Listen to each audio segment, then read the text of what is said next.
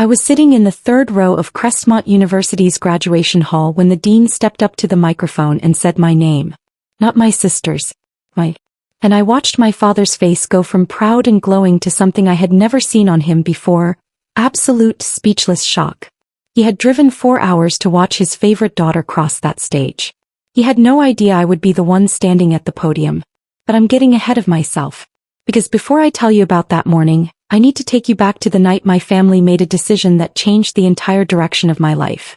Before I go any further, if stories about real family betrayal, hard-won success, and the kind of quiet revenge that hits harder than anything loud, if that's the kind of content that keeps you up at night the way it kept me going through mine, then subscribe. Hit that button right now because this channel is built for people who've been underestimated and came out the other side anyway. Now, let me tell you everything. My name is Camille Griffith. I'm 24 years old, and until about 8 months ago, my father hadn't spoken to me in almost 3 years. Not because I had done something wrong. Not because I had hurt anyone. But because I had done something he never expected. I had refused to disappear quietly the way he always assumed I would. It started on a Sunday evening in late March, the kind of evening that should have been unremarkable. Dinner was finishing up, the dishes were still on the table, and my father, Raymond Griffith, cleared his throat in that specific way he always did when he was about to say something he'd already decided couldn't be argued with. My sister Danielle sat across from me, picking at the last of her salad. My mother, Carol, was refilling her glass of water. I remember thinking it was strange that she wouldn't look at me. Looking back now, I understand why. Dad said he and Mom had been doing the finances. He said college was expensive and that they had to be strategic about where the money went. He used that word specifically, strategic. Like we were a business. Like I was a line item he'd already written off. He told Danielle that they would be covering her full tuition, room and board at Crestmont University, which ran nearly $60,000 a year. Danielle's face lit up like a lamp switching on. Then my father turned to me, and what came next is something I have replayed in my head more times than I can count. He said they wouldn't be funding my education. He said it plainly, the way you'd tell someone the restaurant was out of the soup they ordered. Not cruel exactly, but completely without hesitation, like the decision had been made so long ago that announcing it was just a formality. He said Danielle had a clear path, she was going into pre-law, she had the connections, she had the drive. He said I was smart but unfocused. He said investing in my education at this point didn't make practical sense. And then, before I could even form a single word in response, he picked up his fork and went back to eating. I sat at that table for another 10 minutes. I don't remember what anyone said after that. I remember the sound of silverware on plates. I remember Danielle not looking at me either. I remember thinking that I should cry, that this was the part where I was supposed to cry, but nothing came. Just a cold, spreading stillness, like a window had been opened somewhere in my chest and all the warmth had simply left the room. That night I lay on my bed staring at the ceiling and tried to understand what had just happened to me. I was 18 years old. I had a 3.9 GPA. I had been accepted to 3 universities. I had never once been in serious trouble, never given my parents a reason to write me off, and yet somehow in the quiet arithmetic of our family, I had already been counted out. The worst part wasn't the money. The worst part was how unsurprised I was. Because if I'm being completely honest with myself, that dinner wasn't the beginning. It was just the first time they'd said it out loud. The favoritism had been running underneath our family like a current for as long as I could remember. Danielle was 2 years older than me, and from the time I was old enough to notice, the rules were simply different for her. When Danielle wanted to quit violin after 3 years of lessons, my parents said of course no pressure. When I wanted to quit the swim team my sophomore year because the coach was genuinely terrible and I was miserable, my father said quitting was a character flaw and I finished the season. When Danielle got a B- on her SATs and wanted to retake them, they paid for a private tutor without blinking. When I asked about a prep course for my own exams, my mother said we'd see, and we never did see. I took the test cold and scored higher than Danielle anyway. Nobody mentioned it. I used to tell myself it wasn't intentional. That parents didn't actually play favorites, that I was reading into things, being too sensitive. But there's a moment in every child's life where the evidence becomes too heavy to explain away, and mine came when I was 16. I had won a regional writing competition, first place out of nearly 200 students. The prize was a small scholarship and a write-up in the local paper. I came home with the certificate and the newspaper clipping and showed my father. He looked at it for about 4 seconds. He said, "That's nice, Camille," and went back to the television. That same week, Danielle got a call back for a second-round interview at a summer internship she'd applied to. She didn't even get the internship, just a call back, and my parents took her out to dinner to celebrate. So by the time my father sat at that dinner table and told me I was not worth the investment, some part of me had already known it was coming. That didn't make it hurt less. It just meant I had fewer tears left for it. I spent the first week after that dinner in a kind of daze. I went to school, I came home, I did my homework. I didn't tell my friends. I didn't know how to say it without it sounding like something that should make people pity me, and I didn't want pity. What I wanted was a plan. So that's what I built. I started with the number. Crestmont University. The same school Danielle was going to, the school I had also been accepted to, charged $58,000 per year. For years. $232,000. My parents' contribution to that number. 0. My savings from 2 years of part-time work at a grocery store and a tutoring side job. $4,200. The gap between those two numbers was so large it was almost funny. Almost. I opened every scholarship database I could find. I read financial aid forums until midnight. I found a program at Crestmont specifically for high-achieving students with demonstrated financial independence. It covered a significant portion of tuition and came with a faculty mentorship component. The acceptance rate was brutal, fewer than 8%. I bookmarked it and kept scrolling. I also found something else that night, buried on page 3 of a search result. A foundation grant called the Mercer Academic Excellence Award. It was given to 12 students nationally. Full tuition. Annual stipend. And a condition that stopped me mid-scroll. The recipient at each partner institution was invited to speak at their commencement ceremony if they graduated with top honors. I read that last part 3 times. Then I closed my laptop, turned off my light, and lay in the dark thinking about my father's face at that dinner table. I thought about the word strategic. I thought about being a line item. And somewhere in that darkness, something in me that had been soft and hoping for years went quiet and hard and certain. I wasn't going to disappear. I wasn't going to defer, delay, or settle for less because Raymond Griffith had done the math and decided I didn't add up. I was going to Crestmont. I was going to find a way to pay for every single cent of it myself. And I was going to make it impossible for him to look away. I just didn't know yet how completely, utterly right I would turn out to be. I didn't sleep much that night. I made a list instead. It filled 3 pages of a spiral notebook I'd been using for chemistry notes. And by the time I was done, the sky outside my window had gone from black to gray to the pale, indifferent blue of early morning. The list wasn't pretty. It wasn't motivational. It was just numbers and deadlines and hard facts laid out in rows, because that was the only language I had left that felt honest. Scholarship application deadlines. Part-time job options near campus. The cost of the cheapest off-campus housing within walking distance of Crestmont. The minimum number of hours I'd need to work per week to cover what scholarships didn't. I added it all up. Then I added it up again. It was going to be the hardest thing I had ever done.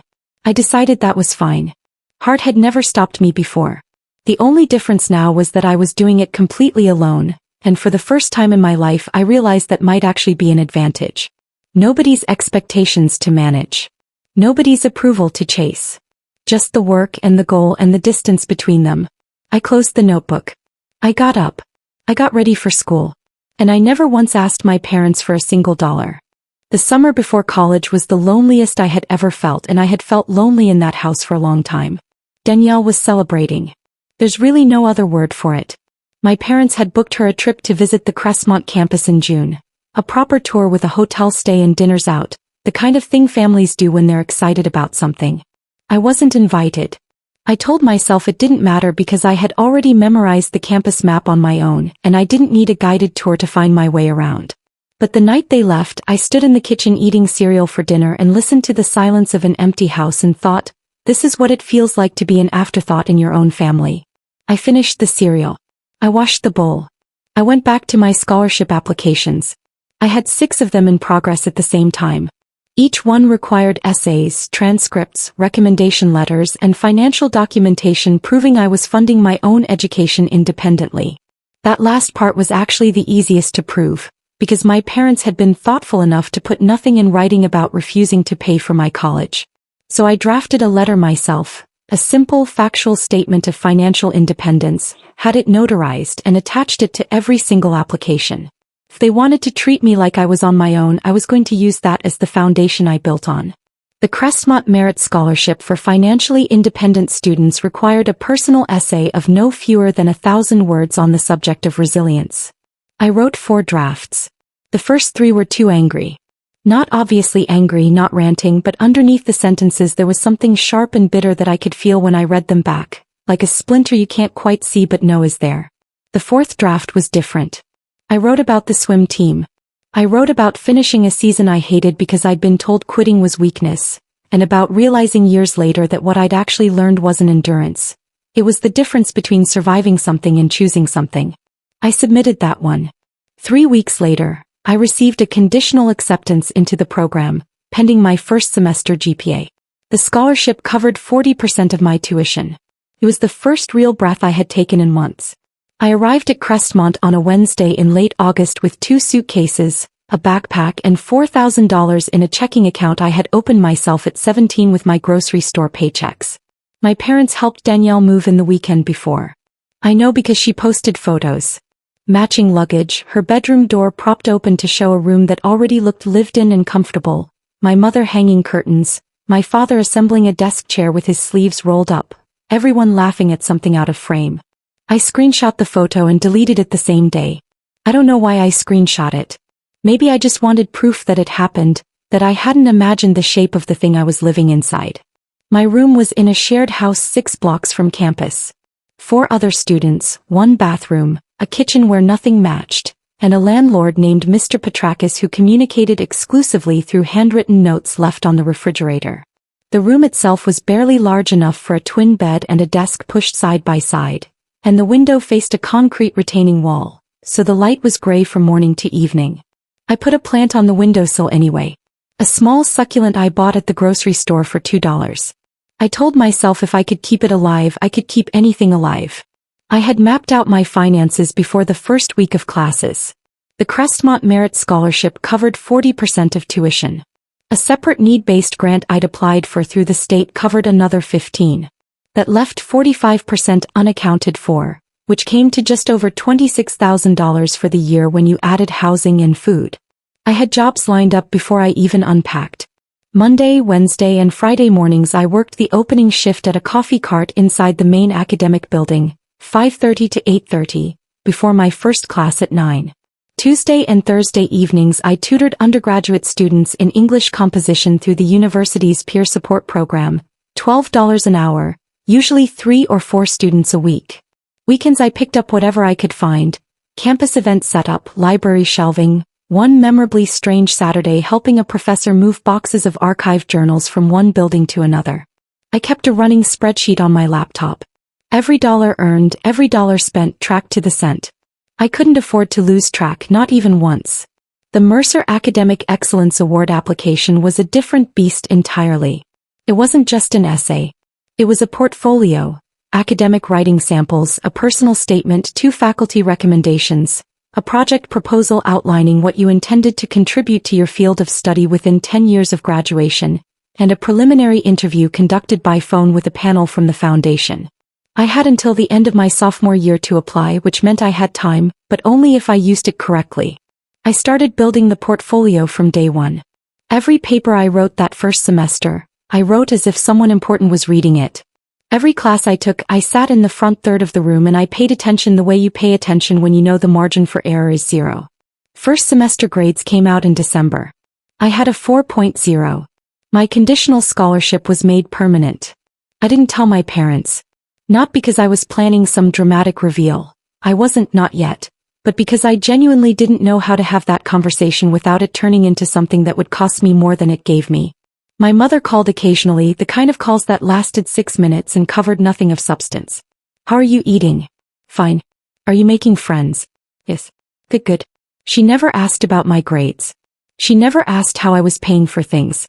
I think she preferred not to know because knowing would have required her to have an opinion about it, and having an opinion would have required her to look directly at what they'd done. My father didn't call at all that semester. Not once. Christmas that year was the first holiday I spent away from home. I told my mother I had picked up extra shifts over the break to save money, which was true, but it wasn't the whole truth. The whole truth was that I had been invited home and I had chosen not to go, because the idea of sitting at that table watching my parents fuss over Danielle's first semester stories while I sat quietly in my usual corner of the room felt like something I was no longer willing to do for free. So I worked. I covered shifts for other students who wanted to go home. I ate takeout on Christmas Eve in my gray-lit room with the succulent on the windowsill, and I watched a movie on my laptop, and I felt, if not happy exactly, then at least honest. Like I was living a life that was actually mine, even when it was hard, rather than performing a role in someone else's story. It was in the second semester of freshman year that I met Professor Diane Calloway. She taught advanced rhetoric and argumentation, a course most students took only because it fulfilled a core requirement and was rumored to be easier than it looked. It was not easier than it looked. Professor Calloway had a reputation for being demanding in the specific way that makes students either drop her class or completely change the way they think. She assigned papers with questions that had no clean answers, not because she wanted to confuse people, but because she believed the most important skill a person could develop was the ability to sit inside a complicated question without flinching and work through it honestly. I had been doing that my whole life without knowing it had a name. My first paper in her class came back with a grade of 96 and a single line of feedback at the bottom, written in blue ink in a small, precise hand. Who taught you to think like this? I read that line several times. Then I turned the paper over like maybe the rest of the comment was on the back. It wasn't. That was the whole thing. I didn't know whether it was a compliment or a challenge.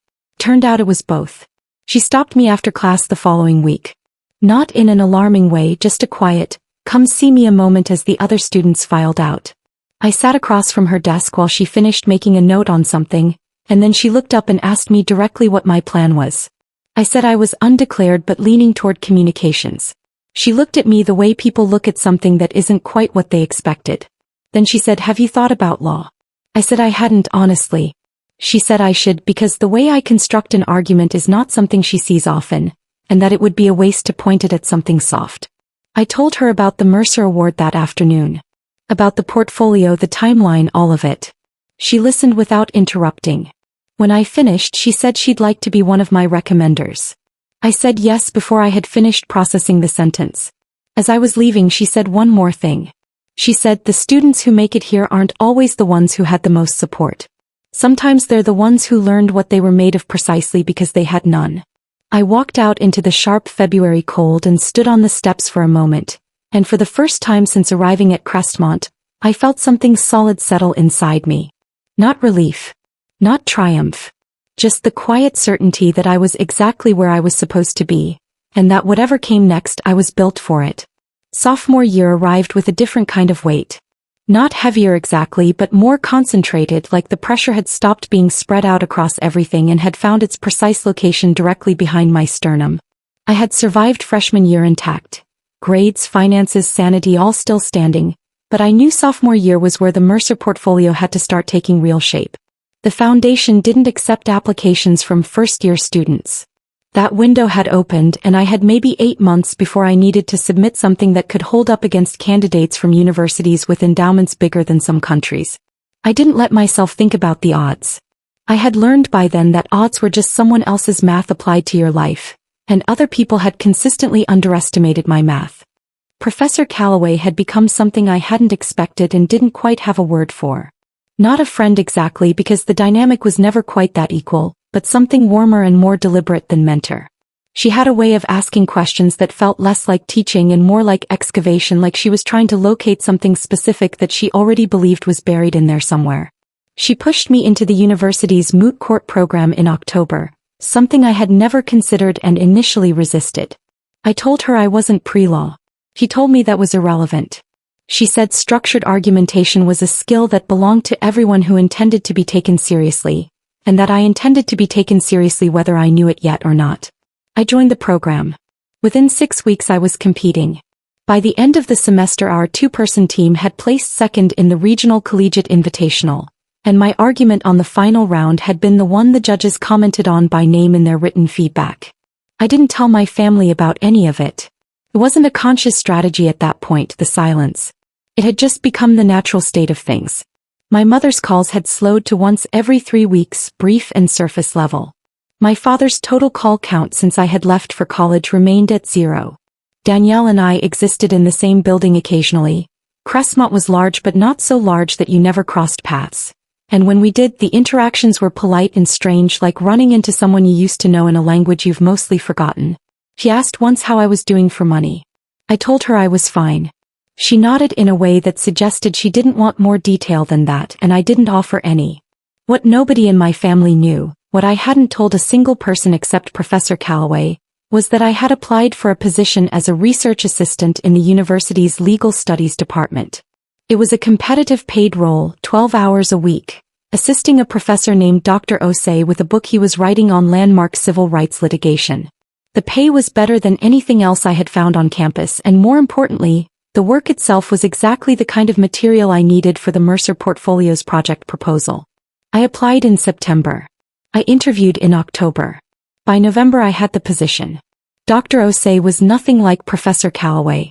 Where she was sharp and precise and occasionally intimidating, he was unhurried and expansive, the kind of person who answered a simple question with a 30-minute story that turned out to be exactly what you needed to hear. He had spent 20 years as a civil rights attorney before moving into academia, and the way he talked about the law made it sound less like a system and more like a living argument that society was having with itself on an ongoing basis. I spent my Tuesday and Thursday afternoons in his office surrounded by stacked case files and legal pads covered in his handwriting, pulling citations and cross-referencing arguments and slowly beginning to understand what Professor Calloway had seen when she looked at me that first semester. I wasn't just good at arguing. I understood the architecture of an argument, the way a case is built from the ground up, the way a single well-placed premise can hold the weight of everything that follows. I rewrote my Mercer project proposal 3 times over the course of that year. The final version was built around a framework for expanding legal aid access in underserved rural communities, drawing directly from the research I was doing with Dr. Osei. It was specific, grounded, and genuinely original. Professor Calloway read the final draft and told me it was the strongest piece of work she had seen from an undergraduate applicant in her entire time at Crestmont. I thanked her. Then I went back to my room and sat with the succulent on the windowsill, which had somehow survived 11 months of gray light and inconsistent watering, and I let myself feel something close to hope for the first time in a long while. The Mercer application went in on a Friday afternoon in February sophomore year. I submitted it from the library on a computer in the back corner near the periodicals, because my laptop had developed a hinge problem and I was waiting until the following paycheck to get it repaired. I hit submit and then sat there for a moment looking at the confirmation screen. 2 years of work distilled into a PDF and a cover letter and a set of recommendations from people who had seen something in me that my own father had written off at a dinner table. I closed the browser. I went to work my evening tutoring shift. I didn't tell anyone what I had just done. The waiting period was 10 weeks. I know because I counted. In the middle of those 10 weeks, something happened that I hadn't prepared for. My mother called on a Tuesday night, which was unusual enough that I picked up on the second ring instead of letting it go to voicemail as I had started doing. Her voice was different right away, not distracted or breezy the way it usually was.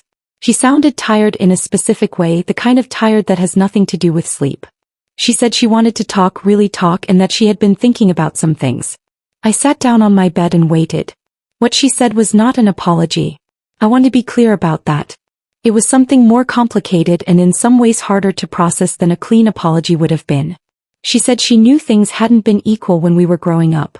She said she had told herself at the time that it was practical, that Danielle needed more from them and I had always seemed fine, that I was the self-sufficient one. She said she understood now that self-sufficient was sometimes just a word adults used for children they had stopped paying close attention to. She said she was sorry that I had gone through freshman year without calling her once to ask for help. Not because she blamed me, but because she wished I had felt like I could. I sat with the phone against my ear and thought very carefully before I responded.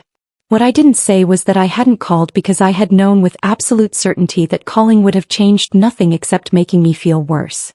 What I didn't say was that the reason I had always seemed fine was because seeming fine was the only version of me they had ever rewarded with even basic attention.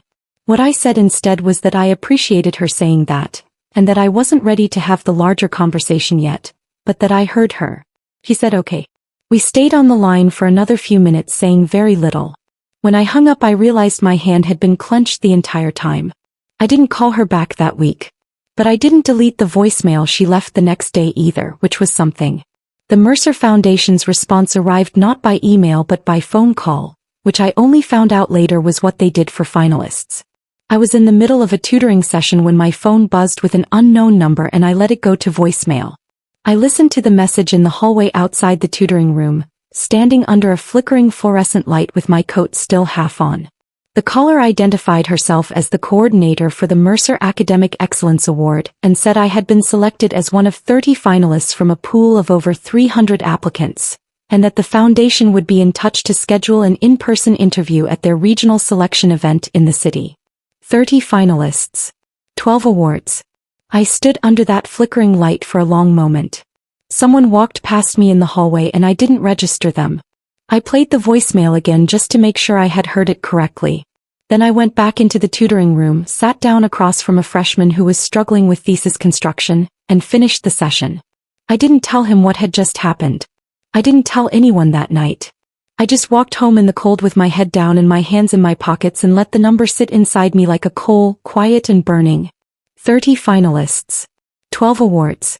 And somewhere 4 hours away my father was sitting in the house I had grown up in, still not having called, still operating on the assumption that his math had been correct and that I had probably figured out something small and manageable and unremarkable to do with myself.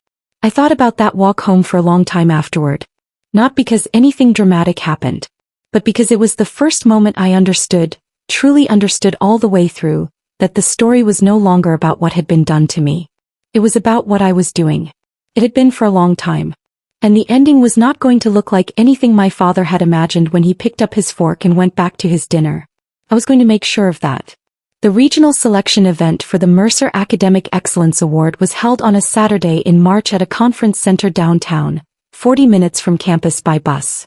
I had looked up the venue online beforehand the way I looked up everything beforehand because I had learned a long time ago that the less surprised you are by your surroundings, the more mental space you have for what actually matters. I knew the building had 3 floors, that the interviews were conducted in small breakout rooms on the second level, and that the event ran from 8 in the morning until 4 in the afternoon with a catered lunch for finalists in between. I also knew I wouldn't be eating much of that lunch because I never ate well when I was nervous and I was going to be nervous. I wore the one blazer I owned, a dark gray one I had bought secondhand the previous fall for $12 at a shop 2 blocks from campus. I had dry cleaned it once since then, saving the receipt as a business expense in my tracking spreadsheet the way I tracked every dollar. I wore it over a white button-down I had ironed the night before at 11 o'clock while reviewing my project proposal one final time. I looked at myself in the bathroom mirror before I left and thought I looked like someone who was trying to look like she belonged somewhere. Then I thought that was probably true of everyone in that room and I left. There were 30 of us in the waiting area when I arrived. I had expected polished and I was right. Designer bags, confident postures, the easy fluency of people who had been in rooms like this before. I recognized 2 students from Crestmont by sight, neither of whom I knew personally. There was a woman sitting near the window reading what looked like case notes with a yellow highlighter, and I felt an immediate and specific kinship with her that I didn't act on. We were here to compete, not to bond. I found a chair in the corner, opened my notebook and reviewed my talking points one more time. The interview itself was conducted by a panel of 3. A woman who introduced herself as a foundation trustee, a man who was identified as a practicing appellate attorney, and a third person younger who I later found out was a previous Mercer recipient now working in public policy. They had my portfolio in front of them. They had read everything. I could tell because the questions they asked were not generic. They were pointed and specific, aimed directly at the seams in my argument where a less solid proposal would start to come apart. The appellate attorney pushed back on my rural legal aid framework for a solid 10 minutes. Not aggressively but firmly, the way someone pushes on a structure to test whether it holds. It held. I knew it would because I had built it to hold, because I had spent 2 years learning from a woman who believed in building things that held and a man who had spent 20 years watching what happened when they didn't. When it was over I shook their hands, thanked them and walked out of the room. I stood in the hallway for exactly 30 seconds letting my heartbeat slow. Then I went back downstairs, ate half a plate of the catered lunch and took the bus home. Junior year was the year everything compounded. The Mercer interview was behind me, the waiting had begun again, and in the space that opened up I found myself doing something I hadn't done much of in the previous 2 years. thinking about the future in specific and concrete terms rather than just surviving the present. Professor Calloway had started quietly steering conversations toward law school. Dr. Osei had said more than once that my research instincts were graduate level. I had begun to believe them, not in a loud or self-congratulatory way, but in the steady, private way you believe something when the evidence has simply accumulated past the point where doubt is a reasonable position. I was working 3 jobs again that semester. The coffee cart, the tutoring program, and a new addition. A part-time position at the university's writing center, reviewing and providing feedback on student papers. The writing center work was the least financially significant of the 3, but it was the one that kept me grounded in the most fundamental version of what I was good at. Sitting across from someone who was struggling to say what they meant and helping them find the architecture of it. It turned out that was something I could do almost without effort, which Professor Calloway had once told me meant it was probably the thing I was actually supposed to be doing. The Mercer results arrived on a Thursday in late April junior year. Not a phone call this time. An email with the subject line Mercer Academic Excellence Award, Final Decision, which I opened while sitting at the coffee cart between the 7:30 and 8 o'clock rush, still wearing my apron. The email was 4 paragraphs. I read the first sentence of the first paragraph and then I had to stop and read it again because my brain refused to process it in a single pass. Dear Ms. Griffith, it is our honor to inform you that you have been selected as a recipient of the Mercer Academic Excellence Award for the current academic year. I put the phone face down on the counter. I made 2 lattes and a cappuccino for the next customer in line. I made them correctly. I took the payment. I said have a great day. Then I picked up my phone again and read the rest of the email. Full tuition coverage for my remaining time at Crestmont, retroactive to the current semester. An annual stipend. Membership in the Mercer Scholar Network. And a line near the bottom of the 3rd paragraph that I had to read 3 times before it fully landed. Recipients who achieve first-class honors at graduation are invited to deliver the commencement address at their institution's degree ceremony. I had known that line was there. I had read it the first night I found the award in my bedroom at 18 years old with my father's words still sitting in the room like furniture. But reading it now as an actual recipient, as someone who had just been selected out of 300 applicants from across the country, felt entirely different. It felt like a door that had been standing in a wall for 3 years had just swung open on its own. I called Professor Calloway from the back of the coffee cart during my break. She picked up on the 2nd ring, which meant she had been waiting. When I told her, she was quiet for a moment in the way she was quiet when something mattered. Then she said, I know. They notified recommenders this morning. I asked why she hadn't called me. She said because it was mine to find out first. I stood in the narrow supply corridor behind the cart holding my phone and said thank you in a voice that came out smaller than I intended. He said don't thank me. I wrote what I saw. He did the rest. I did not call my parents. I thought about it. I stood in that corridor for a long time after I hung up with Professor Calloway and genuinely considered dialing my mother's number and telling her what had just happened. I imagined how the conversation would go. I imagined the surprise in her voice, the complicated mixture of pride and guilt that would follow, the way she would probably tell my father and the way he would probably respond by minimizing it into something manageable. A nice scholarship, he would say. It's good. I decided I didn't want that conversation. Not yet. What I had just earned was clean and entirely mine, untouched by their narrative of what I was or wasn't capable of, and I wanted to keep it that way for a little while longer. I walked back out to the coffee cart, retied my apron and finished my shift. What happened next was the part one hadn't fully planned for, and it came not from my parents but from Danielle. She texted me on a Friday night in May junior year, which was unusual because our text had mostly been limited to the occasional logistical exchange. Can you cover for me on this group project? Have you seen the library hours change? This text was different. Said, I heard something today. Can we talk? I stared at the message for a long time. Then I replied sure. She called 20 minutes later. She had run into Dr. Osei at a department event, where someone had made an announcement about the Mercer recipients from Crestmont for that year. My name had been mentioned. Danielle said she had stood there in the middle of a crowded room and heard my name announced as a Mercer scholar and had felt something she didn't have a word for. She said it was like finding out a fact about someone you thought you knew and realizing the fact completely rearranged everything you thought you understood. She was quiet for a moment on the phone. Then she said, I didn't know, Camille. I didn't know any of it. How you were paying for school, what you were doing, none of it. I said I know you didn't.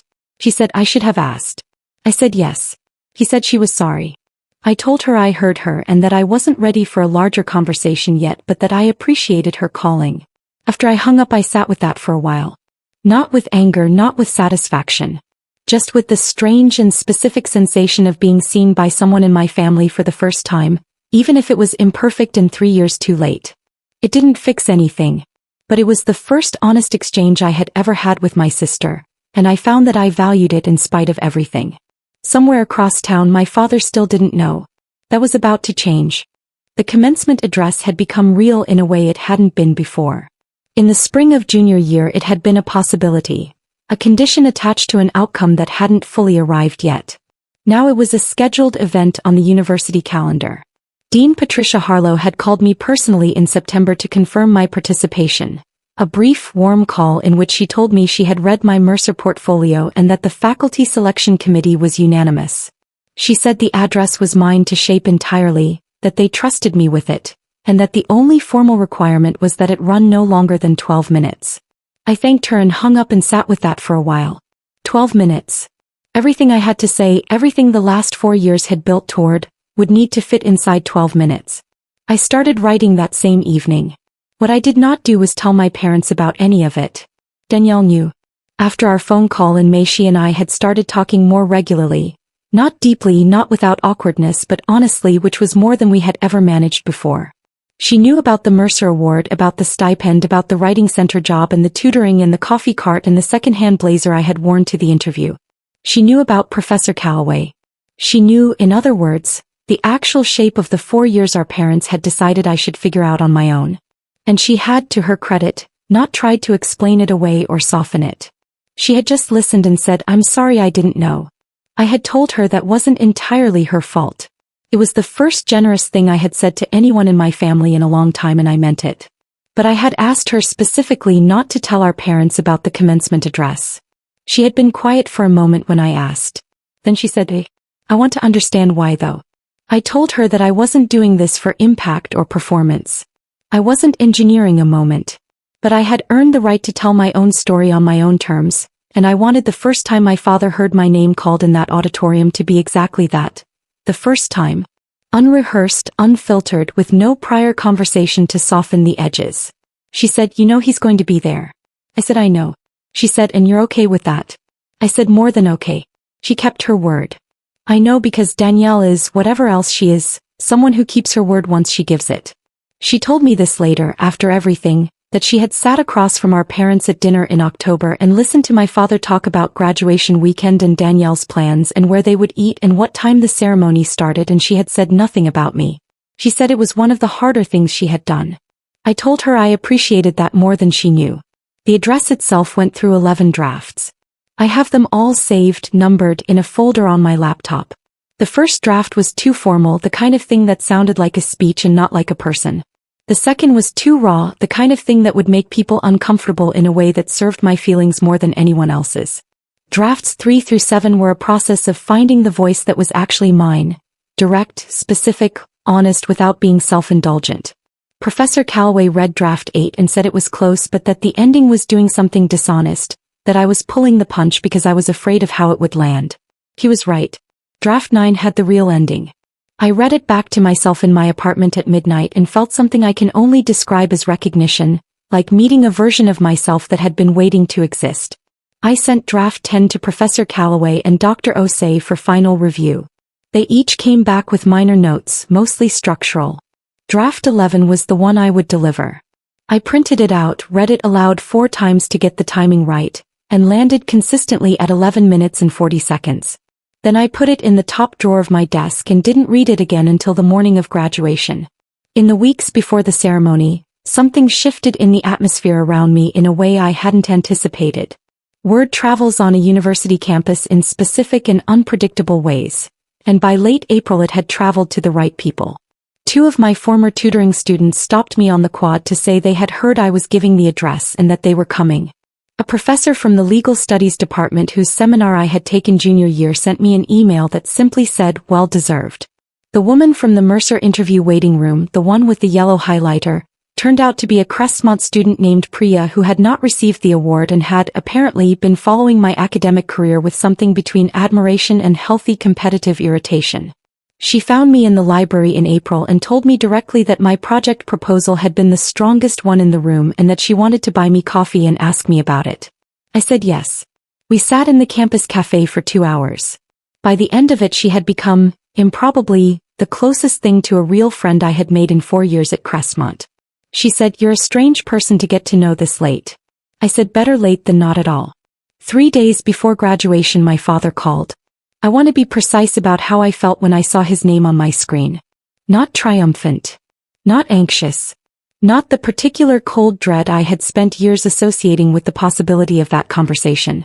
What I felt was something closer to neutral, the way you feel when a thing you have been braced for a long time finally arrives and your body has simply run out of adrenaline to spend on it. I let it ring twice. Then I picked up. He said hello in a voice that didn't quite sound like him, or maybe it sounded more like him than I had ever heard, without the authority and certainty that usually sat underneath every word he said. I said hello back. He asked how I was. I said fine. Pause. Then he said, "I hear graduation is this weekend." I said it is. Another pause longer. "I'm coming down for Danielle's ceremony." I said I know.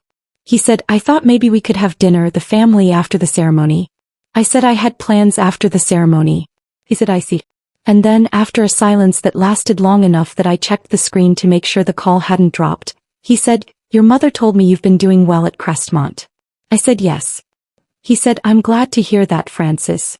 "My name is Camille," I said. He said, "I know. I meant that." "I'm glad to hear it, Camille." I told him I had to go. He said okay and that he would see me at the ceremony. Not see Danielle at the ceremony. See me. I don't know if he knew what he was saying or if he just meant it casually. Either way it landed somewhere. I hung up and sat with it for a moment. It wasn't enough. It wasn't close to enough. But it was the first time in 4 years he had said my name on the phone. I went to bed at 10 o'clock the night before graduation. I lay in the east-facing room with the morning light not yet arrived and I thought about what I would say in 11 minutes and 40 seconds in front of everyone. I thought about my father's voice on the phone, thinner than I remembered. I thought about the dinner table 4 years ago and the sound of silverware and the word strategic and the way my mother had looked at her water glass instead of at me. I thought about Professor Calloway's blue ink in the margin of my first paper and Dr. Osei's stacked case files and the succulent that had made it all 4 years and was currently sitting on the windowsill of my new apartment in the east-facing light, still alive, still green, still improbably persisting. I thought about the 12-year-old version of me who had come home with a first-place certificate and a newspaper clipping and watched my father look at it for 4 seconds and turn back to the television. Tomorrow I thought he would not be able to look away. I closed my eyes. For the first time in 4 years I slept a full 8 hours. Graduation morning arrived the way significant days often do. Unremarkably at first, the alarm going off at 6 like any other day, the shower running cold for the first 30 seconds the way it always did in that apartment, the coffee maker making its usual sounds. I had laid my outfit out the night before. Dark navy dress, simple cut, nothing that would wrinkle under a graduation gown. The gown itself was hanging on the back of the bedroom door, and draped across it was the gold honor cord that Crestmont awarded to first-class graduates, and beneath that on a small velvet loop the bronze Mercer Scholar medallion. I stood in the doorway of my bedroom that morning and looked at them for a long moment before I did anything else. Because I had spent 4 years working toward the thing hanging on that door and I wanted to let that land before the day swept me forward. Then I got dressed, poured my coffee, and sat at the east-facing window for exactly 15 minutes doing nothing except watching the light change. It was the calmest I had felt in years. Priya met me outside my building at 7:15. She had offered to walk with me to the venue, which was not the kind of thing I was used to accepting from people, but I had accepted it anyway because I was learning slowly that letting someone show up for you was not the same as needing them to. She looked at the medallion when I came out the door and said nothing for a moment. Then she said, "You look like someone who is about to change the temperature of a room." I said, "I hope so." She said, "I know so." We walked to campus in the early morning quiet and didn't talk much, which was exactly right. Crestmont's commencement was held in the main auditorium, a building with high ceilings and good acoustics and seating for just over 2,000 people. By 7:45 it was filling steadily. I entered through the faculty and honoree entrance on the east side of the building, checked in with the events coordinator, and was directed to the holding area behind the stage where the platform party gathered before the procession. I found a chair near the back wall and sat down with my printed speech folded once in my palm. I had decided the night before that I would not look at the audience before I spoke. If I found my father's face in those seats before I reached the podium, whatever was in his expression would be inside me when I started talking, and I had not written 11 drafts of that speech to deliver it from inside someone else's reaction. I kept my eyes on the middle distance and waited. The procession began at 8:30. We filed out in order, the dean leading, faculty following, honorees last. The auditorium sound shifted the moment we emerged.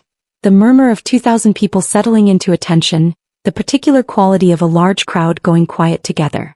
I kept my eyes forward and my pace measured, and I took my chair on the platform and set my speech on my knee and looked at the back wall of the auditorium while the ceremony opened around me. The dean gave the welcome address. There were 2 faculty speakers. An honorary degree was conferred. I sat through all of it with a steadiness that surprised me because I had expected to feel something mounting and pressured in that waiting, but what I actually felt was close to calm. Not the brittle, held-together calm of someone suppressing panic. The particular stillness of a person who has done the work and knows it and is simply waiting for the room to catch up. Then Dean Harlow returned to the podium. She spoke about the Mercer Academic Excellence Award, what it was, how competitive the selection process was, what it represented in terms of scholarship and character. She said that Crestmont was proud to have produced a recipient in this graduating class. She said that by the terms of the award, this graduate had been invited to deliver the commencement address. She said she was honored to introduce her. Then she said my name. Camille Griffith. I stood, folded my speech into my palm and walked to the podium. And in the 3 seconds before I reached it, I did the thing I had told myself I wouldn't do. I looked at the audience. I found them in 11 seconds. Second row from the front, right of center. My father in a dark jacket, his program held loosely in one hand, his face moving through expressions too fast to name. Confusion first because he had come expecting to watch Danielle walk across the stage, and instead a name he knew was attached to a person walking toward a podium in a gold honor cord and a Mercer medallion. Then recognition, arriving about 2 seconds behind the confusion and going through him visibly, a kind of physical shift. My mother's hand went to her mouth. Danielle, sitting on my father's other side, was watching me with the specific expression of someone who has been holding a secret carefully and is now watching the room catch up to what they already knew. My father's eyes found mine.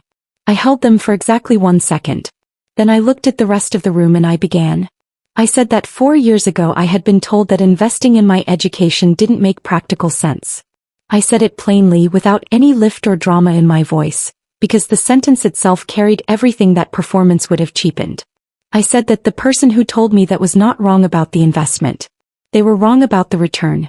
I told the room about the coffee cart at 5:30 in the morning and the tutoring sessions in the evenings and the second-hand blazer and the overnight bus to the interview. I told them about the 11 drafts of the speech they were currently hearing. I told them about the research in the moot court and the professor who had written 4 words in blue ink at the bottom of an essay and changed the direction of my life. I told them that the most important thing I had learned at Crestmont was not in any curriculum. It was that the people who decide your worth are almost always working with incomplete information, and that the most powerful thing you can do with that knowledge is to simply go ahead and prove the calculation wrong. I closed with the ending I had written in draft 9, the one Professor Calloway had pushed me to stop being afraid of. I said that I was not standing at that podium because someone had believed in me. I said I was standing there because I had believed in myself at a moment when no one else in my immediate world was doing so, and that I wanted every person in that room who had ever been told they were not worth the investment to understand that the most dangerous thing you can do with that sentence is believe it. The applause started before I finished the last word. By the time I stepped back from the microphone, it had become the standing kind, uneven and spontaneous, the kind that happens because something real was said out loud in a room full of people who recognized it. I walked back to my chair on the platform and did not look at my father. I did not need to.